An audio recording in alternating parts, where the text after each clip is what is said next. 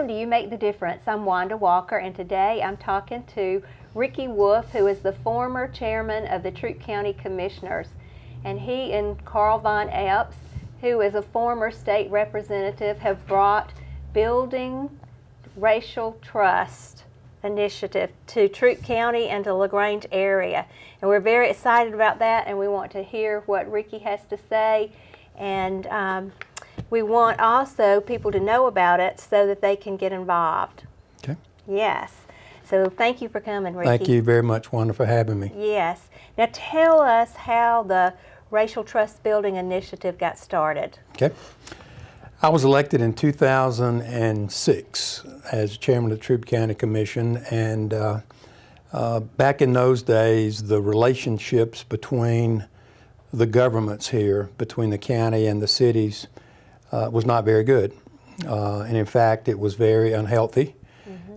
Communications was very poor, and there was a competitiveness that had permeated those relationships. And I wanted to try to change that if I could, because I didn't feel like the citizen was best served when its governments were competing with each other. And so I started a very informal luncheon that we held every month or so between myself and the mayors. And we'd meet in West Point, Hogansville, LaGrange, Troup County. And we just were talking about the various issues that are affecting our community. And I found it a way that we were really improving our ability to communicate with each other. That was the sole intent behind it. 2008 or 9, I can't remember exactly when, a trend developed in those meetings. And that trend is that almost every subject we would start to talk about, we'd wind up talking about race, or the implications of race on that particular problem, whatever the case may be. And this continued month after month after month. Yes. And so I finally said, you know, it seems to me that possibly this issue is an issue that needs to be addressed directly instead of just whispering about it and really not trying to do anything to improve it. The mayors agreed, and now it's approaching the last year of my second term in office. And Carl Von was finishing up his last year of a 24-year commitment to the state legislature. And the mayors of Bill Stankiewicz and Jim Thornton and Drew Ferguson asked the two of us, would we just do some research on what other communities have tried to do in terms of fostering more harmony between its people. And so we agreed, and we did some investigation. We found a company in New Orleans that had been formed after Katrina. And you may recall the devastating effect that that had on that community in so many ways, one of which was greater tension than ever between the black and white community. Yes. And they referred us to a group in Mississippi, and they referred us to a group in Atlanta, which is a part of Emory University. And then they referred us to a group in Richmond, Virginia that had been involved in this work for 20 years or so. So Carl Von and I researched those companies. We tried to learn as much as we could. We made some visits, went up to Richmond and spent some time. Came back to the mayors and said that we think we have found two organizations that could provide us with at least the beginning of this work. We presented it to them. They agreed. They asked us to put these companies under contract, which we did. And then we came back, and we were very fortunate that the cities who asked us to do this provided funding for us to get it started. It's important to remember that these conversations happened years before Ferguson or Baltimore or LA or New York, and these conversations had nothing to do directly with those events. We wanted to do something that was more proactive in nature as opposed to just responding to a specific tragic event that may happen. So that's, in a nutshell, how we got started. Yes. And as you were talking, I couldn't help but remember that in 2002, there was a meeting at the Callaway Association. It was a church meeting, and in that, one of the pastors began to get revelation about our area, and he said that he felt we were going to be a forerunner for that which healed the wounds of society and that which healed racism. And so, I really am enjoying watching that come about. Now, were you and Carl Epps friends? Carl Vine and I are both Democrats. Okay. And so because of our party affiliation, when he was in the House and I was here, I would say that we were more political associates than friends. But we did work a lot together. And we have become very good friends through this process because we have spent a tremendous amount of time together, either conducting the training or attending seminars at Emory or Richmond or whatever the case may be. So, and that's a big part of this process because what I realized from a personal standpoint is I have known a lot of black people, but I've never really had a true black friend. And so this whole process to me has been one of self-awareness because it made me think about my upbringing. It made me think about the first time that I realized that there are divisions based on color. Yes. That the blacks go this way and the whites go that way. I've never thought about the fact that the color of my skin has certainly given me passage, and the color of other people's skins has been a barrier to them. So the whole process I have found to be very introspective in terms of why do we feel the way we do about each other? Yes. And how were those attitudes formed? And are they correct? And so it's been a very interesting process to go through. And I think, from being a white person, we haven't been aware of the barriers that the black people have faced, but they are well aware of those barriers.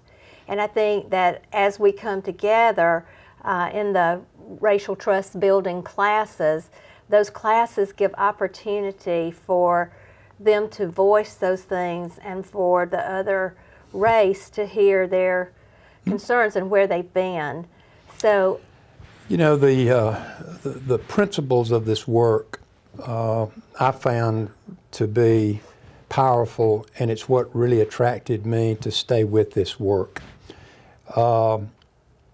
When we first announced we were doing this to the community, the reaction was extremely emotional, and it was very varied.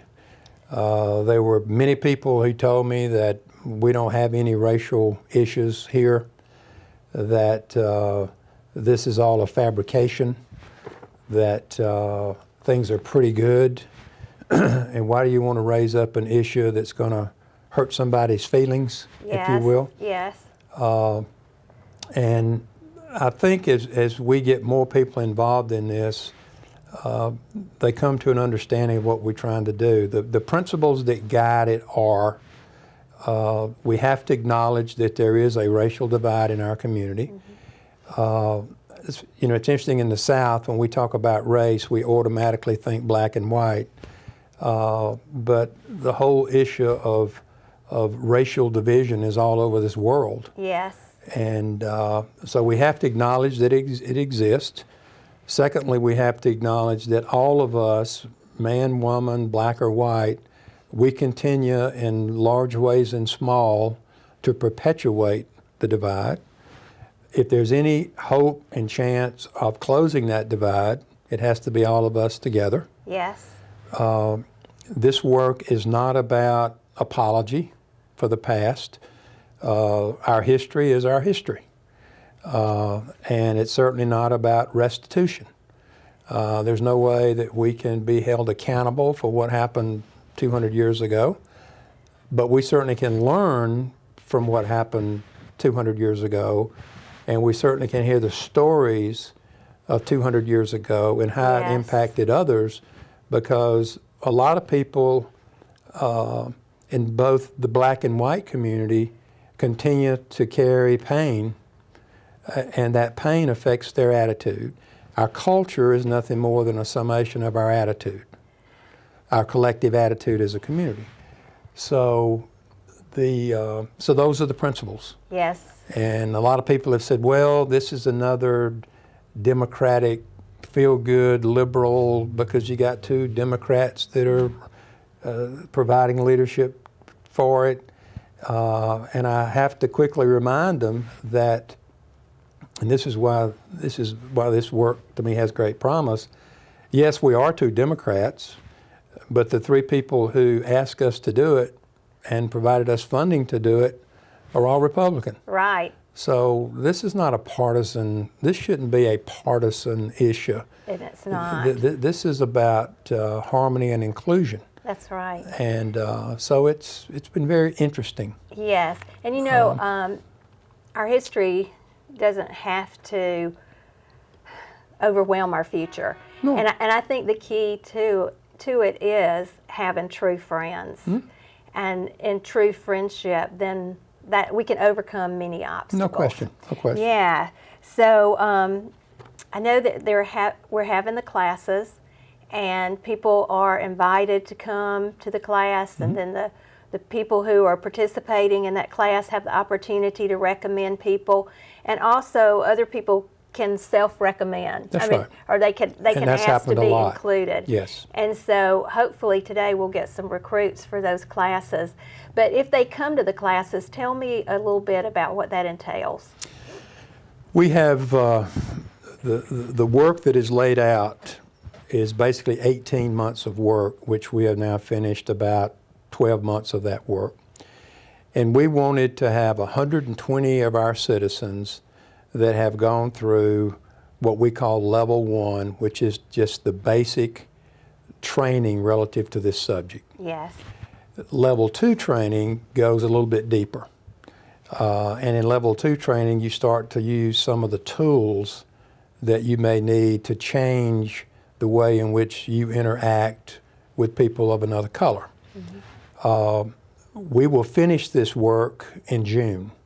So by the end of June, we'll have 120 people that have gone through both of these steps of education. In addition to that, these groups will be invited every other month to a breakfast, a Saturday morning from 8:30 to 10:30, and we're moving those all across the city. And the purpose of those meetings is for people to become educated on what we do have to offer here. Yes. Because I found in talking to a lot of people in these sessions, they really don't know what we're trying to do about literacy. They don't know what we're trying to do about poverty. They don't know what we're trying to do about housing or education or the College and Career Academy. So I said, before we can ask these people to help us do something different, they need to have a better understanding of what we currently have. And so, and also what those breakfast meetings are doing, it's allowing people to continue to grow their personal relationships with other people there. Right. So the challenge for us now is, we've got a meeting on this at the end of this month, is okay, we're going to do 18 months of this work. Now what?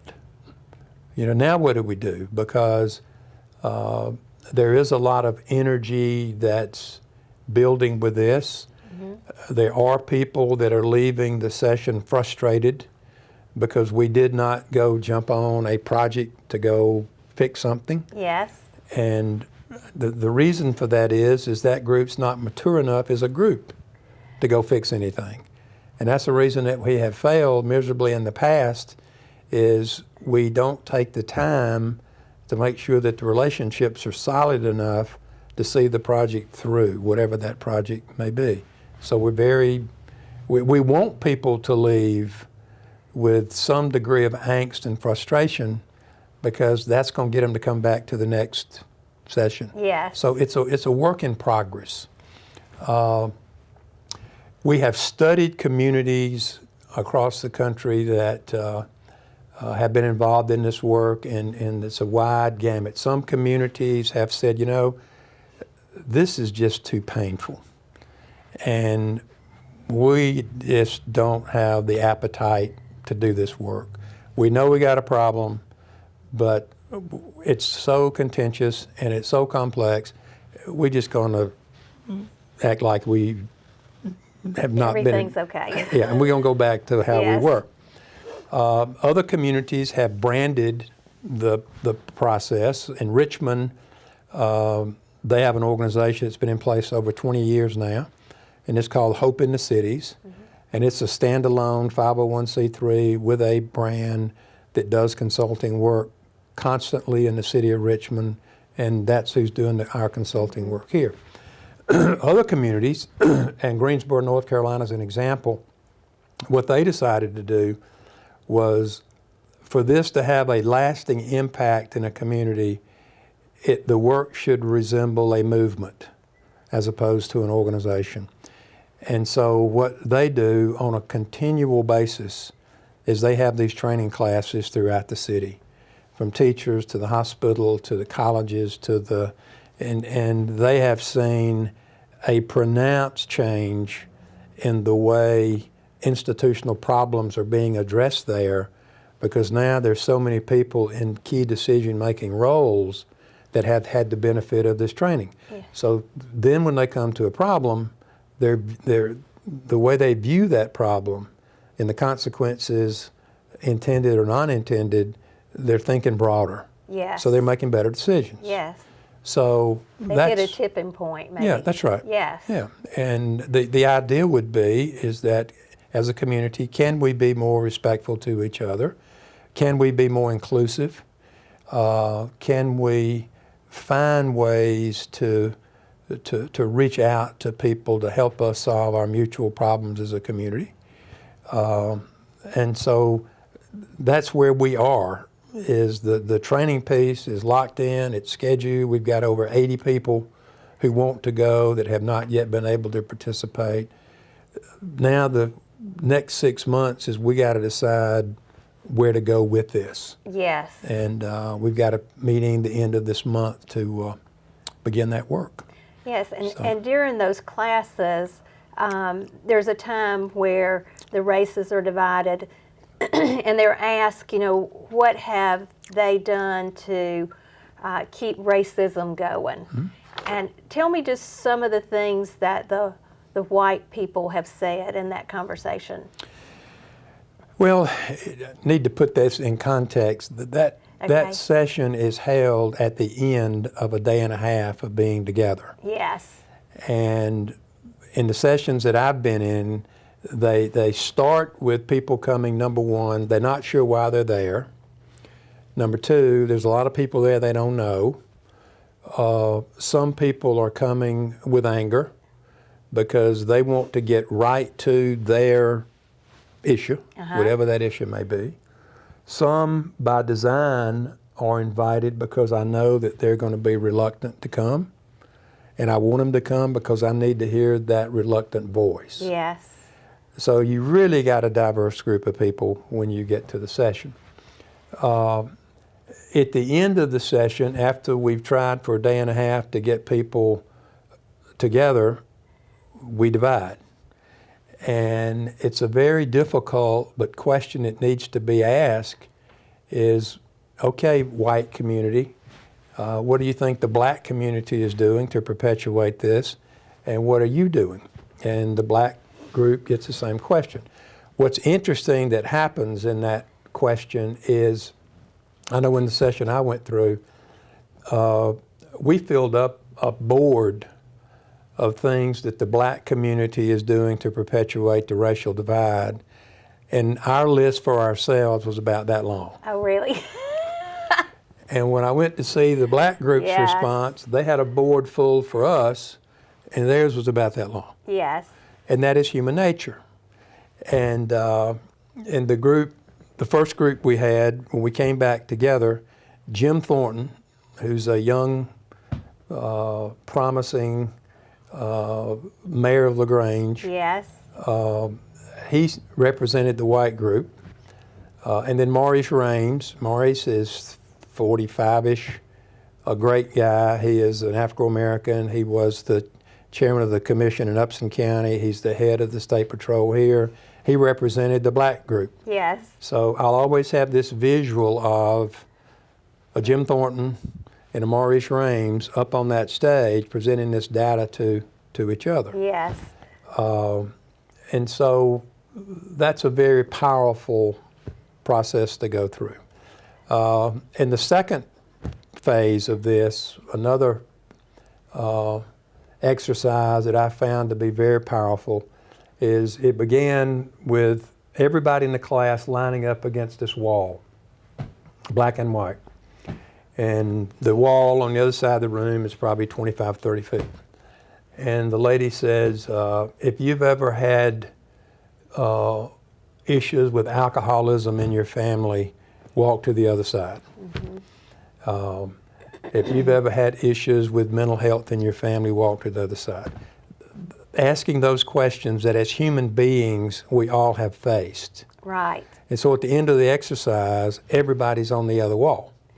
And it's a powerful, powerful symbol of the fact that we are all God's children. That's right. And we are all broken in different ways. And I think that exercise, the symbolism of that, I thought was extremely powerful. This work has a very strong spiritual undertone to it. Mm-hmm. Because there is no way, and we have tried as a nation, there's no way to pass a law that really changes my heart about the way I feel about another person of color or vice versa. So this really is a matter of the heart. And I was honored last spring to receive a doctorate degree at LaGrange College, and I spoke at the graduation. And I'm certainly not a theologian, and I'm certainly a struggling Christian. But you know, if you just in my layman's mind, you go back and read, the greatest commandment, followed closely by the second commandment, yes, which says to love your brother as yourself. Now, the most powerful words in that second commandment are loving your brother as yourself. Right. Because, and I said this to those kids, I said, I'm 67 years old, and I really love me. And I've been taking care of me for a long, long time, Yes. But to love somebody else other than my grandchildren and my family as much as I love myself, that is a very, very high bar to obtain. Yes. So this work has a significant, at the heart of it is really changing my attitude about other people. And why is it that when I drive down Whitesville Street and I see a black kid with a hoodie on, why do I always think that's bad? Or why is it if I drive down Whitesville Street and I see a white girl walking in front of the projects, why do I always think that's bad? Or why is it in my neighborhood, if I see a black person walking down my street, that can't be good? Why do I form those, why am I so quick to make judgments? We'd been involved in this a couple of months. And one Sunday afternoon, I was on Whitesville and I went past the housing projects. And there used to be an old hamburger place on the left side of the street going south. And it's a burned out building, and it's been burned out since I've lived here. But it's got a big parking lot. So I'm going down the street and I look over in the parking lot, and there's probably 50 black kids lined up on one side of this parking lot. On the other side of the parking lot, I think it's every police car we own as a community with lights on.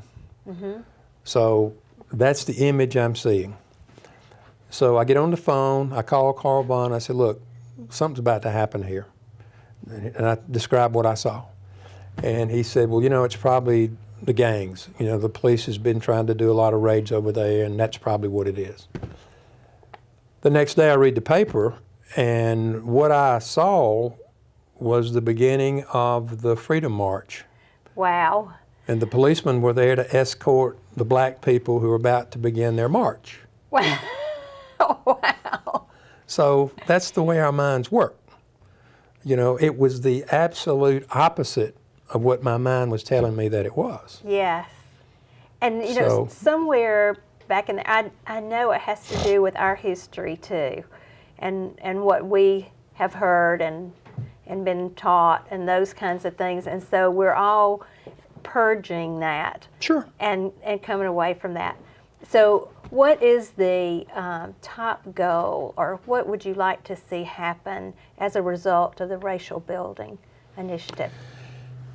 I would like for us to be a community that is more loving. I'd like for us to be a community that is more inclusive. I'd like for us to be a community that is more understanding of the plights of others. Yes.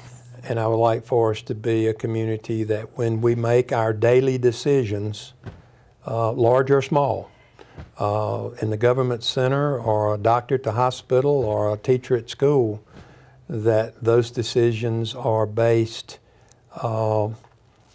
more on what is in the best interest of the whole. Yes. And am I doing something here that's going to help one group but is going to be very detrimental to another?